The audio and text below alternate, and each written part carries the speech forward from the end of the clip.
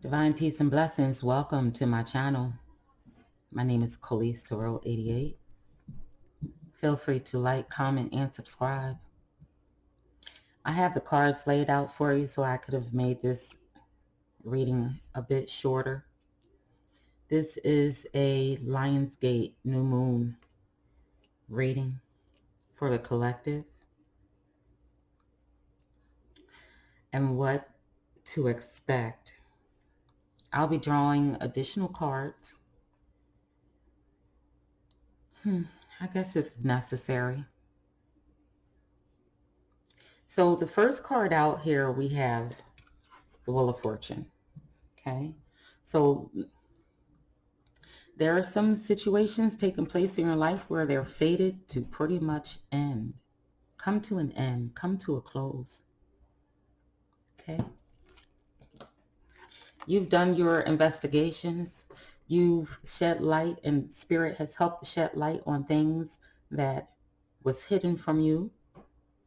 And because of the work that you put in, you were able to close the door, because at one time you were blinded to the pain. You were blinded by pain. I would say blinded by pain. Okay? You weren't seeing things the way that they ought to have been seen. So there was some sacrifices. And now something is truly over. Okay? The tables are turning, and they're turning in your favor. Tables are turning, and they're turning in your favor. You've got here next Caution, the Ouija board, Liberator, and Naked Before the Stars.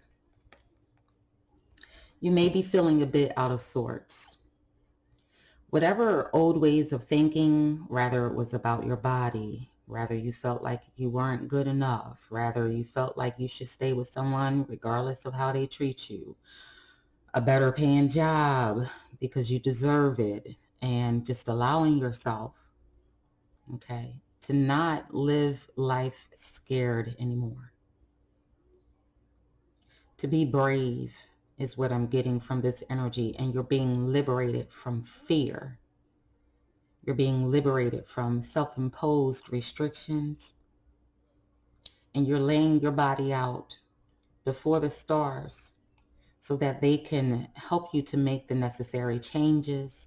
And you are allowing, by surrendering to the divine and surrendering to the vibrations that are currently coming in, whether you seek to do it or not, it's happening.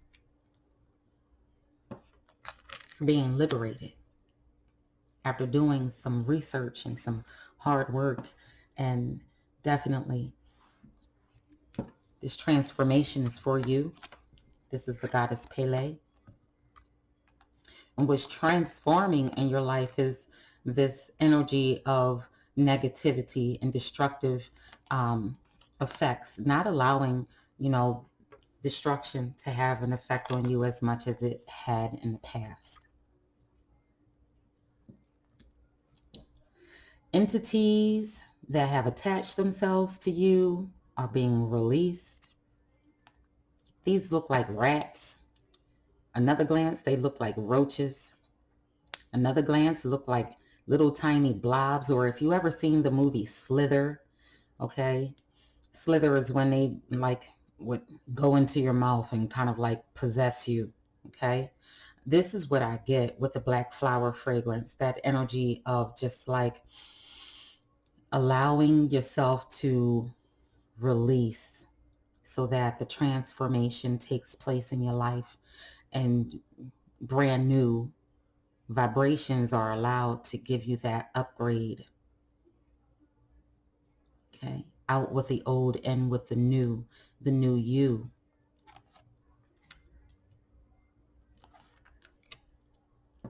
If you're a person who writes or does poetry or sing, your singing will improve. Your Your words will improve, okay? What you talk about will improve.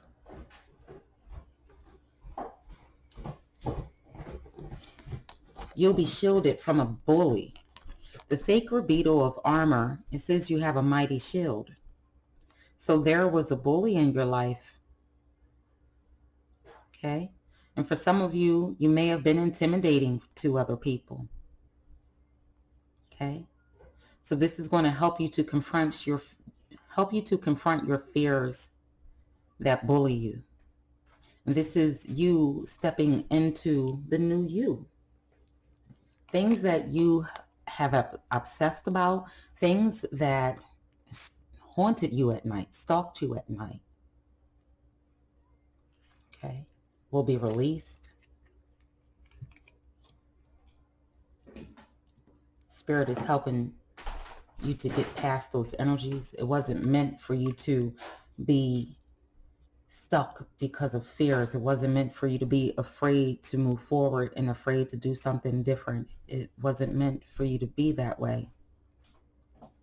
So this is a big release and transformation that I'm looking at here.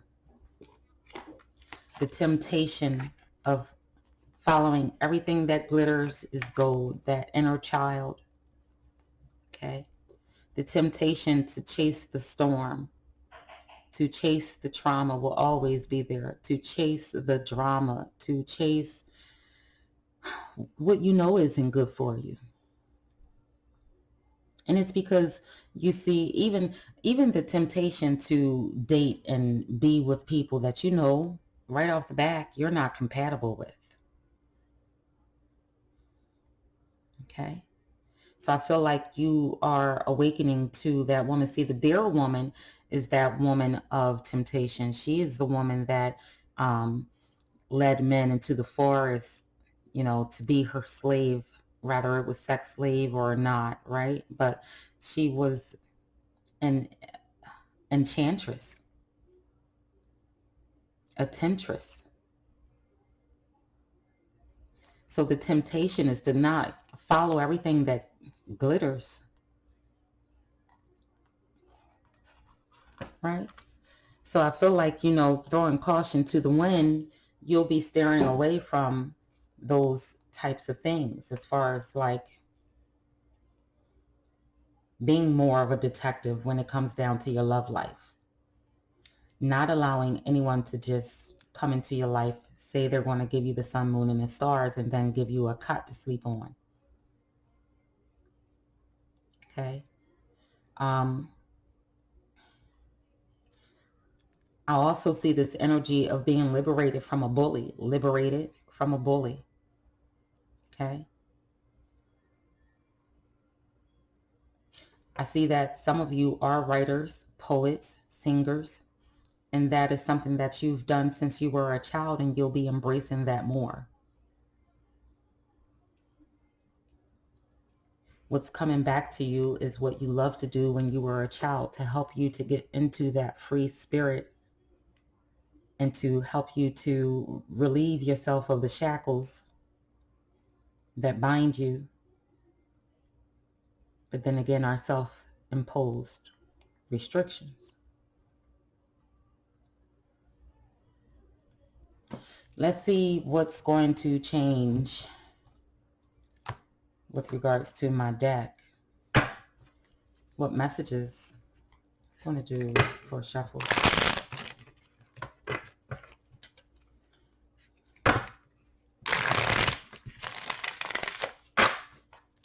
What other changes are coming with the Lionsgate portal opening, the new moon?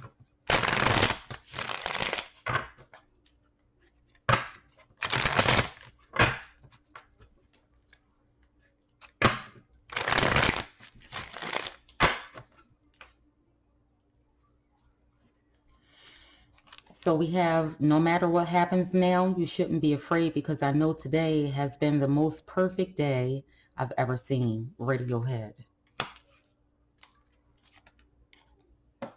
Moving away from blaming others for your perceived dysfunction made you functional.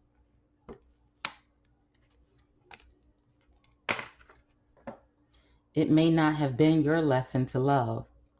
The choice to love or fear was theirs. Let's get 3 more. Love is like a rubber band. Both pull, one release, and it hurts the person who still held it. Knowing which bridges to cross and which bridges to burn may save you time on your journey.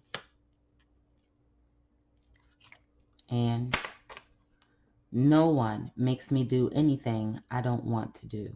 Whitney Houston. So we got Lil Wayne and Whitney Houston out here. And in your shadow energy as a collective, we have Sun Tzu. Opportunities multiply as they are seized. So let's take a look at what we have down here. Okay, I know a lot of this is self-explanatory. Okay. No matter what happens now, you shouldn't be afraid, because I know today has been the most perfect day I have ever seen. Okay. Love is like a rubber band. So there are some of you that has been healing from broken hearts, learning how to let go, learning when to let go. Know now, for most of you, the majority of you, it wasn't your lesson to love. Love is already within you. You weren't the one carrying the burden of fear in your love life. When you were giving your all and your best to someone, they had a choice. They had a choice to love you for loving them as good as you were loving them, or to fear the love that you were providing. So it's their loss, not yours. You're learning that you shouldn't just do things just because somebody asks you to. If you don't feel good about doing it, you shouldn't do it. Many of us have burnt bridges. Okay? This one says knowing which bridges to cross and which bridges to burn may save your time on your journey. So sometimes you got to allow people to burn your bridge so that they can keep on going. Sometimes you got to burn the bridge so they can't cross and get onto your path. You know, that's what I'm getting. Let's see if there are any other messages.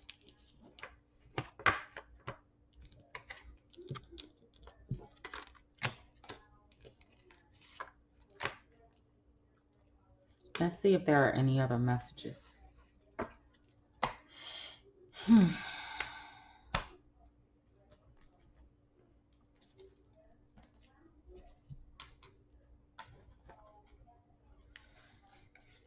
Light as a feather, thin as a board. What blind spots are their enemies looking for? Light as a feather, thin as a board. What blind spots are their enemies looking for? Light as a feather, thin as a board. What blind spots are their enemies looking for? One more. Light as a feather, thin as a board. What blind spots are their enemies looking for?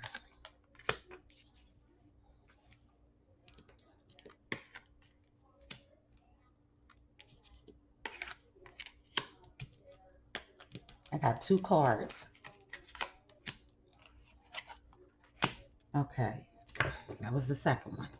Let me put this down here. Let's take a look at these sigils right quick.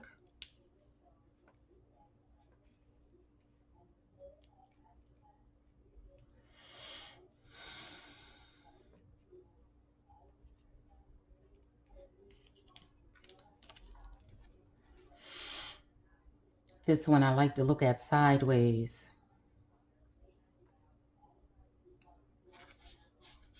It gives me that antenna, intuition. Which way do I go? Direction. Kind of look. Of being confused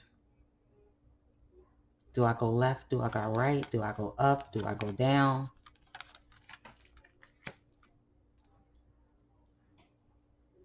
This one is having your heart in so many places. This person has a piece. That person has a piece. I'm looking at, it looks like two hearts. This person has a piece. That person has a piece. Here's my heart here. What goes up must come down.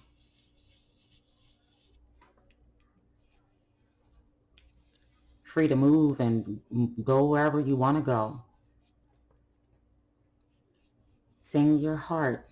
Sing what's in your heart. Okay. So let me grab my book. So we're going to work with this first sigil. Oh, wait a minute. Let me grab this book. This is number 30. Short-term thinking. And this is what this sigil pretty much gave me, like not being sure of the direction you want to go in life. Which way do I go? Up, down? Okay. And it says here, if you have drawn the sigil, you are falling into a trap of short-term thinking. You are not thinking and doing things with the long-term implications in your mind, and this will come back to bite you. People tend to have a strong preference for immediate payoffs as opposed to delayed payoffs, even when the long-term payoffs far outweigh the short-term ones. This may be leading you to making choices that your future self would prefer you had not made. The bottom line is, if we are making decisions for the future or making choices for right now, we will often make different decisions.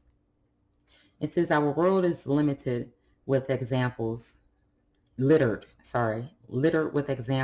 unintended consequences that are the result of short-term thinking. A woman might want to feel the belonging and love and approval relative to a man who is showing her sexual interest, and so she does not use contraception in the short term, and thus does not consider the consequence of pregnancy in the long term. People may love the instant reward and also avoidance of emotional pain inherent in gambling. In that moment, they are not thinking about the consequences of squandering all their money away. In ancient Rome, a group of men loyal to the Republic feared that Julius Caesar was going to establish a monarchy and establish permanent rulership. In 44 BC, they decided to assassinate him, thereby restoring the Republic in the short term. In the ensuing chaos and absence of leadership, Caesar's great-nephew Octavius quickly assumed power and permanently ended the Republic by establishing the de facto monarchy.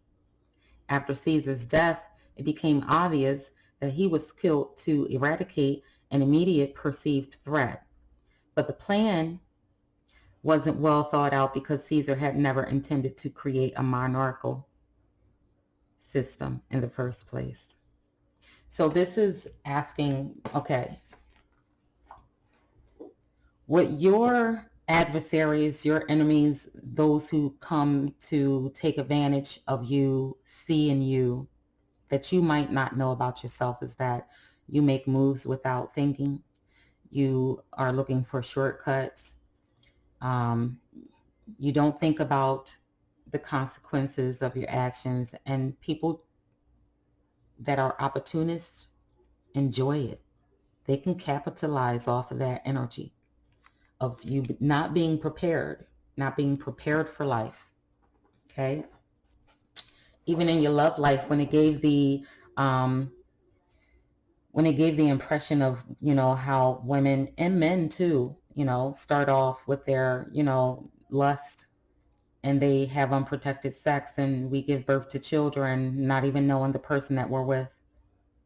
Rather, we get along, or if there is anything outside of sex that this person can offer, and vice versa. Okay, so with this new moon energy, there is a change in the way of thinking. There's a change in the way of thinking with the globe on a global scale. Self-harm. I see 3 hearts. I kind of see the heart being scattered all over the place, right? I see yin and yang. I see a person having too many beliefs with this card. Let's see what the book says. It says, if you have drawn this sigil, you are currently self-harming. Okay? And this self-harming you are engaging in is not benefiting you or anyone else in this situation. Instead, it is keeping you stuck. There is always a positive motive for our self-harming behavior. We might be telling ourselves that if we punish ourselves, we will never make the same mistake again. Or that we can do penance and be more likely to restore a sense of our own goodness. We might be using self-harm as a white flag.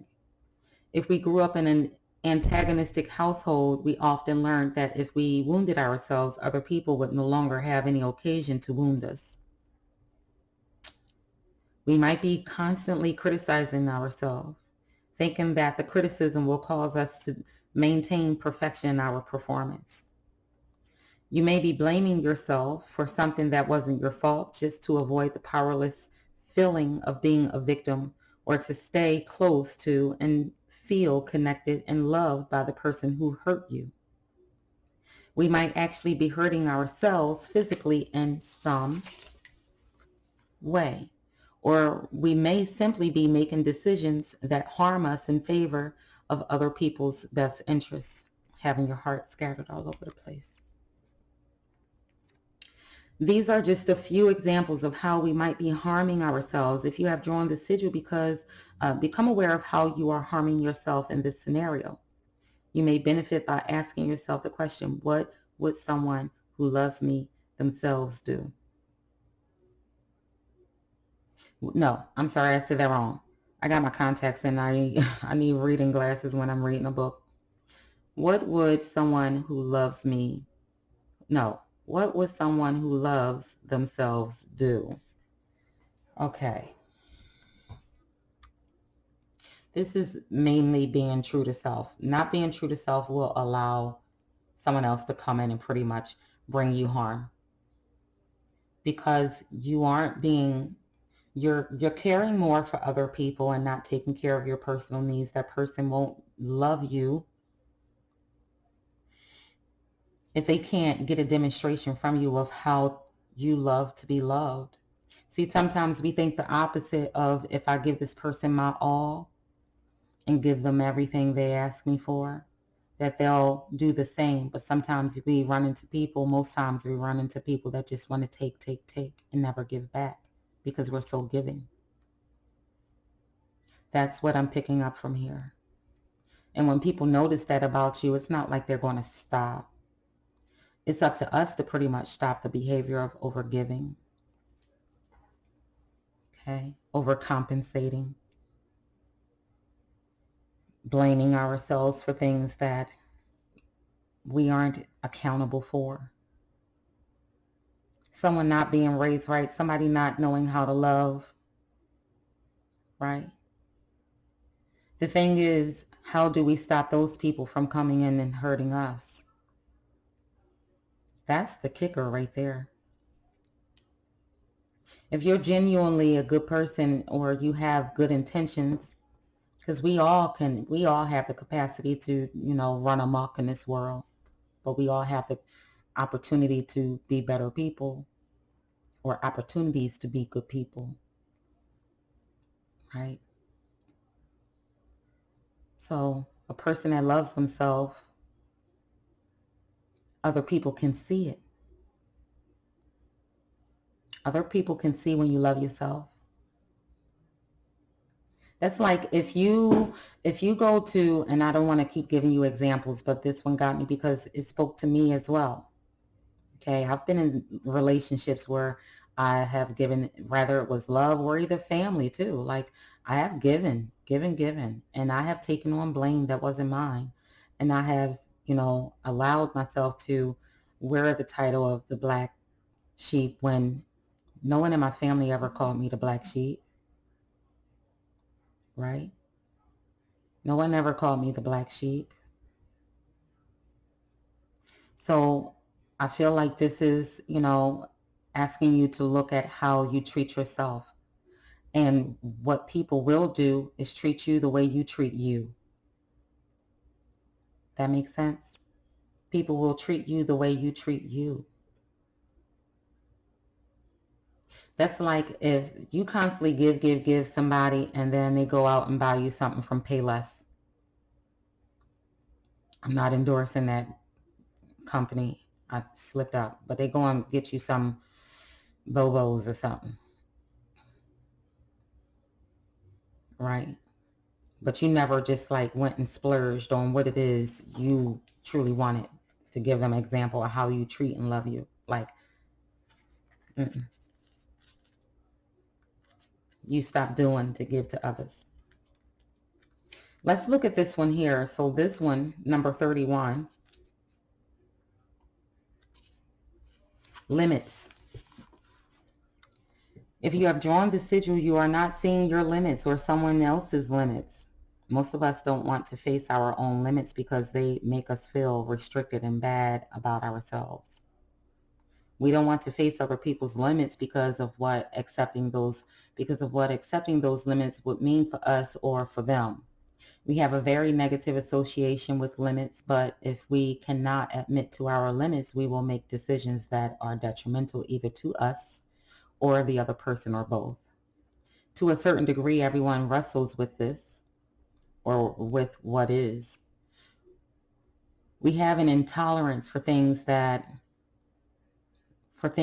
way they are, and so we want to change them. This tendency is a beautiful thing because it makes our lives and our world improve. If we tolerated the fact that we could not fly, we would never have invented the plane, for example. However, some of us don't simply wrestle with what is. We are warriors. We fight what is as if our survival depends on it. Our unwillingness to accept what is a great source of suffering, especially when we can't change certain things about it. In fact, it prevents us from getting what we need and want. In a universe based on the law of mirroring, otherwise known as the law of attraction, whatever we resist persists, because in resisting something, we are focused directly upon it. And the primary form that resistance takes is the unwillingness to accept what is as reality. Stopping our fight with reality and is much easier said than done, especially if we are in a situation where nothing we do in the current moment will change something into what we want. If you are really struggling to accept what is because you are judging that it is simply not acceptable, challenge yourself to finding approval for what is. Find approval for the limitation. Finding approval for the limit will change your perspective so you can see new doors and windows to what you want. And this spoke to me just now. Like, there have been times in my workplace and my relationships and even in family where the limitations were there, right? Everybody is faced with limitations, and there were limitations. I'll give you an example. Having a limitation in a workplace where, you might not be the best typist, but you can type. You just can't type 15 words, 55,000 words within a half an hour, okay? That is a limitation. But what made my job easier was learning some shortcuts, okay? Shorthand, Control, Alt, Delete type buttons to make my research a little faster and easier, right? But there are times where we hit a brick wall with some limitations that we have of our own self and those limitations that we have with others. In relationships with men, it has been, me not willing to face the fact that this person isn't even prepared for marriage. Okay. In my youthful days, it was not really important for me to have somebody that basically was working at the time that we got together, just for an example, right? So I end up in a relationship with somebody that doesn't work, but they're available for me when I want them, right? But then my feelings get involved and I want to like take off into a whole new direction. This person is just getting up on their feet. They've been working and employed now for about 6 months, 9 months, right? They're not thinking about marriage. They're thinking about increasing their money. Marriage would just cost them more money, money that they don't have. I've been working since forever. So I've got more savings. I've got more. Am I willing to spend money for my own engagement ring and his, and wedding ring and his, honeymoon and wedding and all of that stuff? Am I willing to put all of my finances on this marriage that is a possibility won't last, because I don't even know yet if we're going in the same direction, if we're equally yoked? So it is all about the limitations with this card, what we will accept, what we won't accept with regards to what is and what is reality, what is and what it ain't, what truly is and what is not. That's what that is talking about. Let's go to number 75. Number 75. And you're probably wondering, how is this hurting me? It hurts you. It hurts us all in the long run when we don't face the truth of the matter. And now, now we get to incompatibility. Right there, because that's what it's leading up to. Like, is this person even compatible? Are we compatible? Can we make this work? Are we going in the same direction? Are they equally yoked? Incompatible. If you have drawn the sigil, incompatibility is present and you are not seeing or acknowledging it. Limitations. Because of the limitations, you don't want to see things for what it is. The incompatibility or the incompatible person enters your life and you end up hurt some way, shape, form, or fashion. All right, so if you have drawn this sigil, incompatibility is present and you are not seeing or acknowledging it. This could be incompatibility with anything such as another person, a living environment, a health or spiritual practice. And like I said before, I see a cross here. I see yin and yang. So this isn't all about love. This has a lot to do with your beliefs as well, because it's all meshed up and entangled in here. This is yin and yang. This is the cross. This is having your heart scattered out into different places. This is like, a chemical imbalance, with the octagon and the drip there. It looks like a chemical imbalance, right? Different languages. Okay. So let's get back to this. It said this could be incompatibility with anything such as another person, a living environment, a health or spiritual practice, a group or a job. You're being called to stop trying to force a square peg into a round hole and accept this incompatibility, so you can allow yourself or someone else to gravitate to what is compatible instead of continuing to try to change what will not change. Incompatibility is the condition of two things being so different in nature and so uncomplementary in that difference that they are incapable of coexisting harmoniously. It is tempting to assume that incompatibility is simply about having differences, but what incompatibility is really about is putting people with these non-harmonious differences in roles or positions which with each other that require there to be either no difference, or that require a difference that is non-harmonious in nature to be harmonious. I'm going to read that again. I don't think so.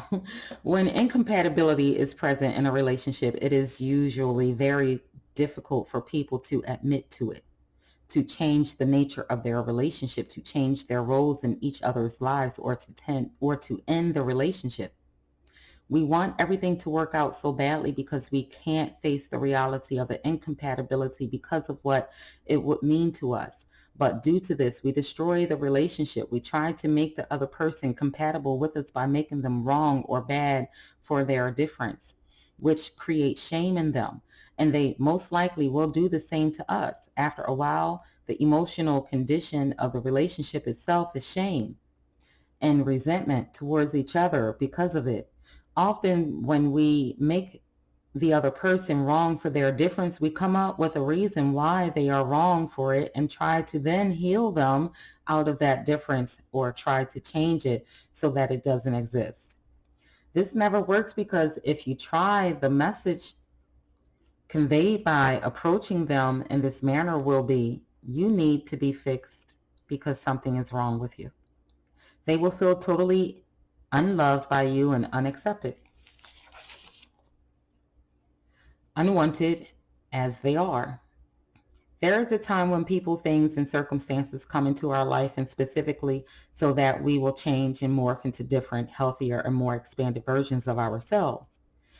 The pain we feel in changing so as to align with these people, things, or circumstances is the natural result of growth. There are other times when the pain we feel in changing to align with people, things, and circumstances is not the pain of growth, but the pain of denying who we really are and trying to make ourselves into something that we are not. If you have joined the sigil, this is one of those times that the pain does not mean positive growth. It means either you are resisting your true self or someone else's true self, or someone else is resisting your true self or their own. For anything to improve, you need to own up to the incompatibility and stop forcing yourself or anyone else sideways. Gravitate and let them gravitate towards something that is truly compatible. So again, this applies to workplace, this applies to love life, family relationships, and environments, okay? I got a lot out of this reading. It meant a lot to me, especially closing out, um, yes, with this summer, the winter that we just had and the summer that's on its way out, the things that I've experienced in the relationships that I've had in the past, and, just getting this laid before me, it's like, oh, okay, I'm not the only one to experience these incompatible moments and having to fess up to my own limitations and the limitations of others, and stop trying to force a square into a circle. All right, so I hope that you all got something from this reading, and I bid you a wonderful new moon manifestation.